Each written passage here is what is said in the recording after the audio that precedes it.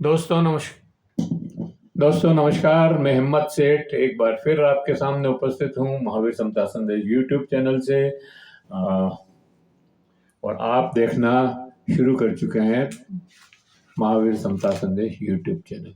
दोस्तों आज बात करेंगे, हम आज एक ऐसे विद्वान और राष्ट्रभक्त स्वतंत्रता सेनानी, समाजवादी पुरोधा, निष्ठावान अध्यापक की आचार्य नरेंद्र देव की बात करेंगे। दोस्तों आचार्य नरेंद्र देव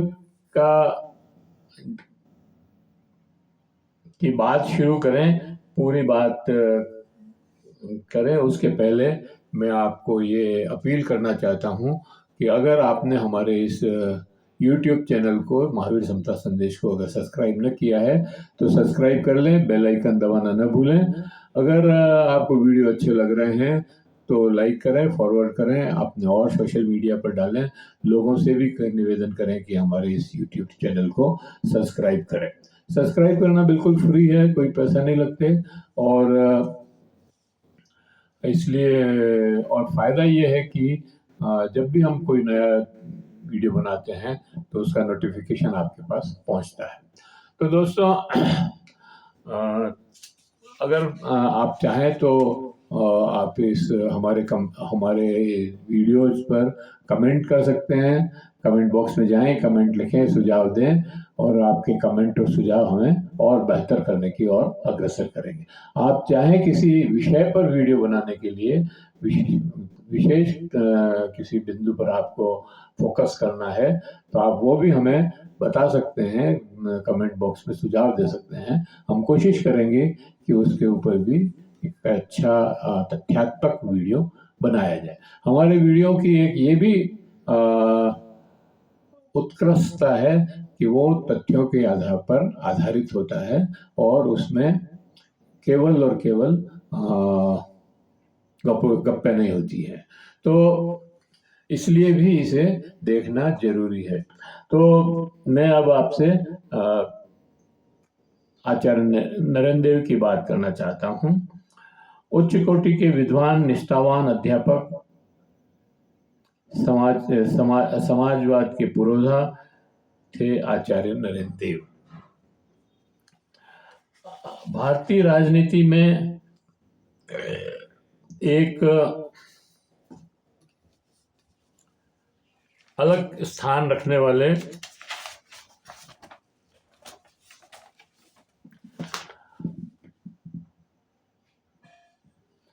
आचार्य नरेंद्र देव का जन्म 31 अक्टूबर 1889 को उत्तर प्रदेश के सीतापुर में हुआ था।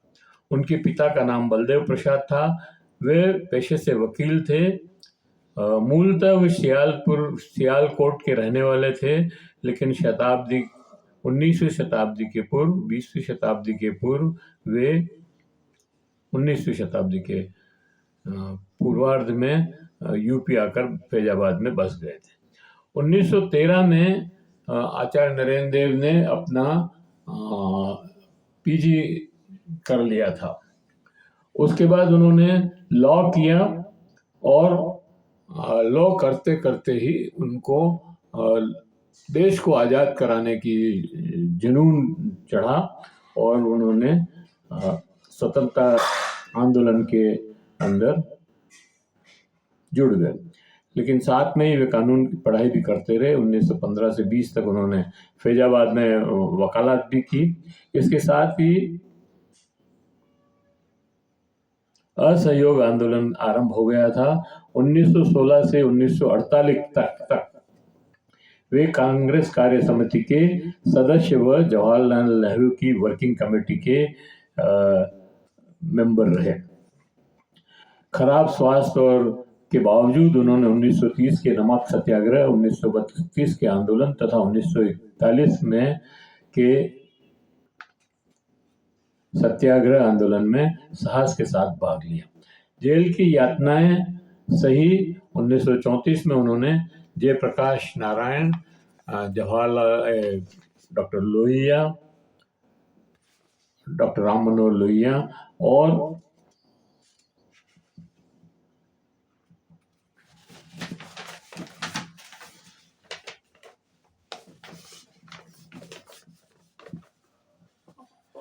एस.एम. जोशी, अशोक मेहता, ऐसे कई लोग थे, अब्दुल बारी, ये कमला कमलो कमला चट्टोपाध्याय, इन लोगों के साथ मिलकर के कांग्रेस सोशलिस्ट पार्टी का की स्थापना की।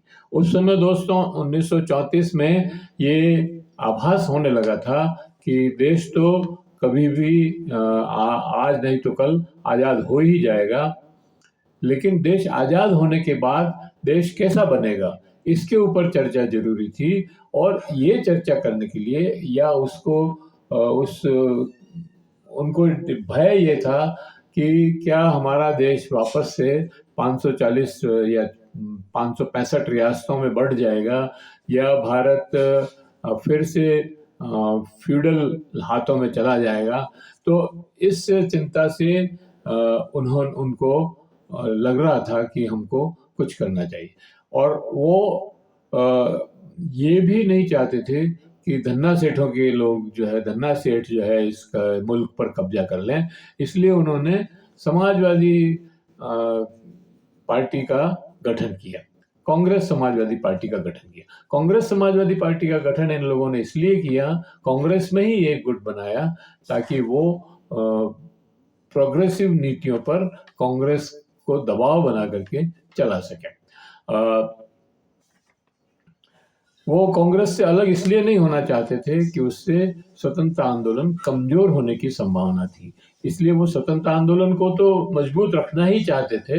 लेकिन उसके बाद का जो भारत है, स्वतंत्रता आंदोलन के बाद, जो स्वतंत्रता मिलने के बाद जो आंदोलन भारत बनेगा, वो कैसा बनेगा, उसके ऊपर फोकस करने के लिए उन्होंने 1934 में इन सब लोगों ने मिलकर के, कोई 101 लोग थे उसमें, जहां वो पटना के अंदर इस्लामिया उसमें इनकी मीटिंग हुई, और उसमें आचार्य नरेंद्र देव की अध्यक्षता में वो मीटिंग हुई, और उसमें इन्होंने कांग्रेस सोशलिस्ट पार्टी की स्थापना करने का मजबूत दृढ़ इरादा किया। फिर अक्टूबर में 21-22 अक्टूबर को वो सोशलिस्ट पार्टी का गठन हुआ बम्बई के अंदर।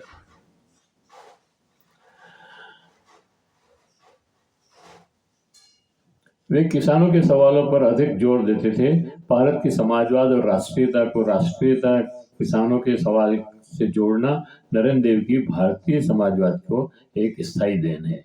1942 में महात्मा गांधी के अंग्रेजों भारत छोड़ो आंदोलन करो या मरो का आह्वान के साथ शुरू हुआ आंदोलन में भाग लेने वे बम्बई में थे। आचार्य नरेंद्र देव को कांग्रेस कार्य समिति के साथ ही गिरफ्तार कर लिया गया। 8 अगस्त 1942 से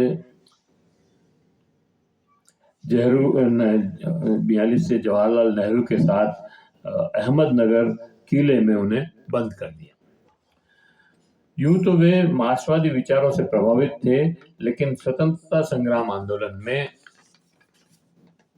महात्मा गांधी के विचारों से प्रभावित होकर लोकतांत्रिक समाजवाद के दर्शन के साथ जुड़े। वे बौद्ध दर्शन के अध्ययन में भी उनकी विशेष रुचि और गति थी। अपने जीवन के अंतिम दिनों में बौद्ध धर्म दर्शन उन्होंने पूरा किया। उन्होंने प्राकृत तथा पाली को व्याकरण के हिंदी में तैयार किया था, और वे काशी विद्यापीठ के कुलपति भी बनाए गए थे। कार्ल मार्क्स के वैज्ञानिक साम्यवाद, बौद्ध धर्म दर्शन और नैतिकता और आध्यात्मिकता ने उनके समाजवादी चिंतन और व्यक्तित्व को गहरे तक प्रभावित किया। समाजवादी राजनीति को नई दिशा और गति देने के लिए वे शारीरिक रुग्णता के बाद भी सक्रिय रहे। वे राजनीति में नैतिकता और करुणा के आग्रही रहे। राजनीति में नैतिकता की मिसाल पेश करते हुए आचार्य जी ने सोशलिस्ट पार्टी के गठन के समय सन 1948 के सम्मेलन में न सिर्फ कांग्रेस पार्टी से इस्तीफा दिया, बल्कि उन्होंने विधायक पद से, जो कांग्रेस पार्टी के नाम से जीत के आए थे, उससे भी त्याग पत्र दे दिया, विधानसभा से भी अपना इस्तीफा दिया। फैजाबाद से उनके इस्तीफे के चलते रिक्त सीट पर वो फिर से चुनाव लड़े और उपचुनाव में राघव दास से चुनाव हार गए। ये राघव दास को जो है पंडित जवाहरलाल नेहरू के विरोध के बावजूद भी गोविंद वल्लभ पंत ने खड़ा किया और नेहरू जी चाहते थे कि आचार्य नरेंद्र देव निर्विरोध निर्वाचित हो जाए वहां से, लेकिन उन्होंने, गोविंद वल्लभ पंत ने इस बात को नहीं मानी और वहां पर उसको खड़ा किया और सारे अवैध तरीके के को अपना करके, मतलब अनैतिक तरीकों को अपना करके कांग्रेस ने वहां आचार्य जी को हराया। उसके बाद आचार्य जी को पार्लियामेंट में जब खड़े हुए तब भी वो चाहते थे, पंडित नेहरू चाहते थे कि उनको निर्विरोध जो है लोकसभा में लाया जाए, लेकिन ऐसा नहीं हुआ। वहां पे भी उनको कांग्रेस ने हराया।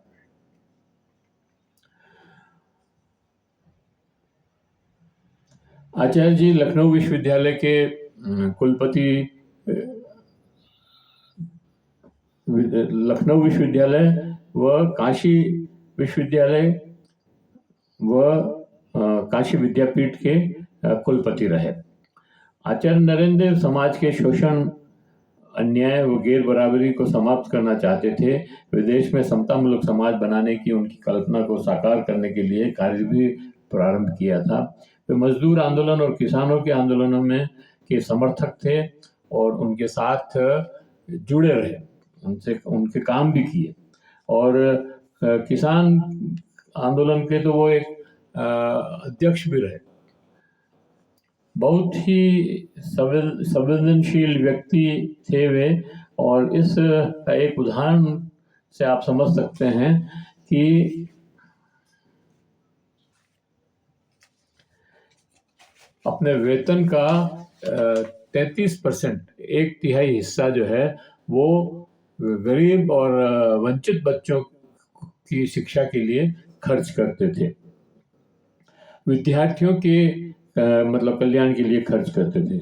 और उन्होंने मतलब एक बार तो उन्होंने लखनऊ विश्वविद्यालय में जब वो उपकुलपति थे और छात्रों के सामने ये समस्या थी कि वो कहाँ रहे, हॉस्टल में जगह नहीं मिल रही थी, तो उन्होंने अपने घर को खाली करके एक छोटे फ्लैट में जाकर रहने लगे और उस अपने वाइस चांसलर के बंगले को हॉस्टल बना दिया और छात्रों को उसमें रहने की सुविधा दी।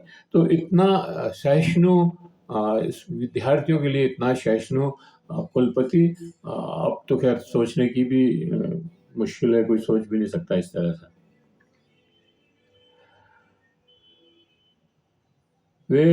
वे जाति प्रथा के विरोधी थे। उन्होंने हिंदू ग्रंथों का भी अध्ययन किया, लेकिन वे हिंदुओं में व्याप्त कुरीतियों को खत्म करना चाहते थे।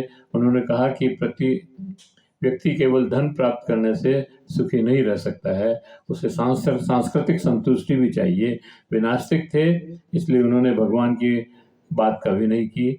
हिंदू मुस्लिम एकता के पक्षधर थे। आचार्य जी ने भूमि सुधार के पक्ष में अपने विचार रखे, किसानों और वंचित लोगों के अधिकारों के सवाल उठाए।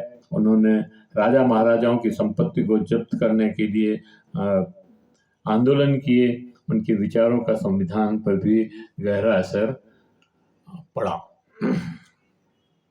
छात्रों की सुविधाओं के लिए उन्होंने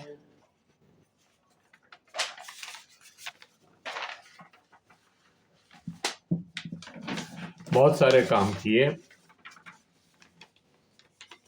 उनका देहावसान तमिलनाडु में हुआ 19 फरवरी 1956 को हो गया था। 59 मृत्यु निधन के 59 वर्ष के बाद भी देश में उनकी नैतिकता और राजनीतिक विचारों को उदाहरण के तौर पर प्रस्तुत किया जाता है। ये एक बहुत बड़ी बात है। हम आज इस वीडियो के माध्यम से आचार्य नरेंद्र देव को याद कर रहे हैं और हम उनको श्रद्धांजलि अर्पित करना चाहते हैं और हम उन्हें हम चाहते हैं कि वो इतिहास में अमर रहें, उनको कभी भुलाया न जाए। तो इसी